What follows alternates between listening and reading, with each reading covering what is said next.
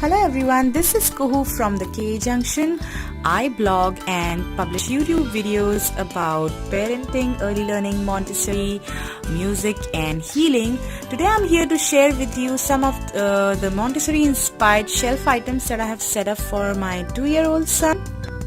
You can find more of the Montessori inspired videos in the playlist that I'm going to share in the description box below. So let's look at activities for this week.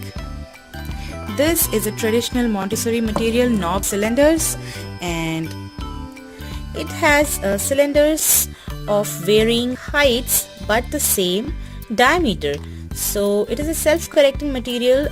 The traditional Montessori material is of 10 cylinders, but this is a mini version of it because I really cannot afford the entire set of the 10 cylinders at home. This is a cute wooden puzzle that I got from one of the Facebook groups. I'll link the group in the description box below. And this is multiple piece puzzle of an excavator. My son loves vehicles, so I got him puzzles of this theme. He's currently very much interested in doing puzzles, so I have kept this puzzle on his shelf. This is again another puzzle of a bus. This is but a jigsaw puzzle. Jigsaw puzzles are more difficult than the wooden puzzles that I just showed you. So he's currently unable to fix the pieces rightly inside the grooves, but he's able to identify that this piece will go here, this piece will go here. So I'm assuming that within some time he will be able to put the grooves inside these and successfully complete the puzzle. So our shelf is super simple because previously I had instances when I used to put a lot of items on his shelf, but he wouldn't be interested in doing them because they were either too many of them or maybe difficult for him or very easy for him. So I have cut short number of items on his shelf these days. This is a fun game. The game is about balancing these figures. So you have to put it like this, and then somehow balance these so that they don't fall. This game has actually too many of these figures, but I have just kept 5 of them so that he doesn't get overwhelmed. It's a fun game. This is kind of a breakfast toy. It had rods for all of these, but I have just put out 2 of the rods and very few of these rings, so I just kept 2 of each color. The activity is that I'll put some kind of pattern over here, for example purple, yellow and pink, and then he has to form the same sequence, same pattern on this rod. So I introduced him to the sequencing because I saw him arranging blocks one day in some kind of sequence. So I just took that cue, assuming that he is now capable of understanding what a sequence is.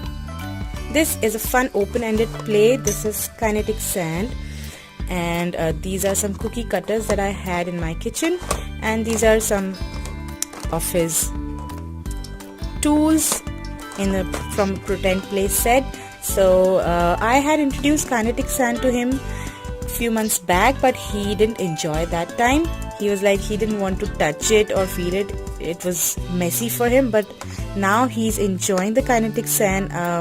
We use it in a lot of ways. I use the animal figurines. I just buried them inside the sand, and then he had to dig out the animal, and then we cut shapes and we used these tools to play around with that. It was so much fun.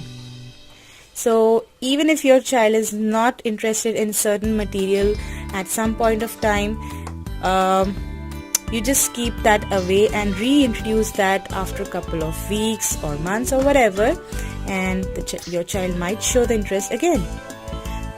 Some kind of puzzle. This is a board from Little Genius. So basically you have to construct shapes, different shapes using these 2 triangles. So it's a good logic building activity.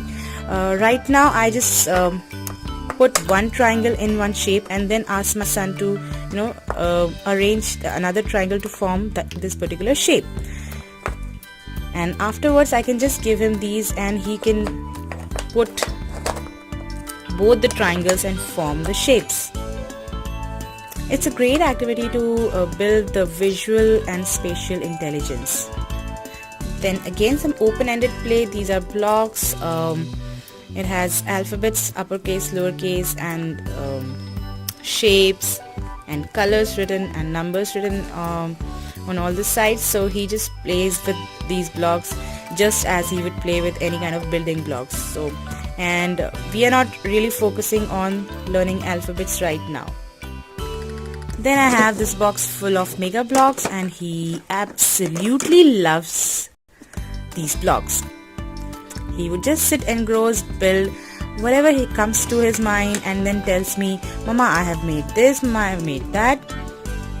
And I have also kept so many of his animal figurines to support in the open-ended play with the blocks, these blocks and those wooden blocks. These days he's so much interested in doing these kind of open-ended activities, so I have kept a couple of open-ended activities on his shelf. So these were some simple activities as per my child's interest. I hope you liked them and you could grab a couple of ideas from these activities. Do subscribe my channel for more such videos. I'll see you next time. Until then, bye bye and happy parenting.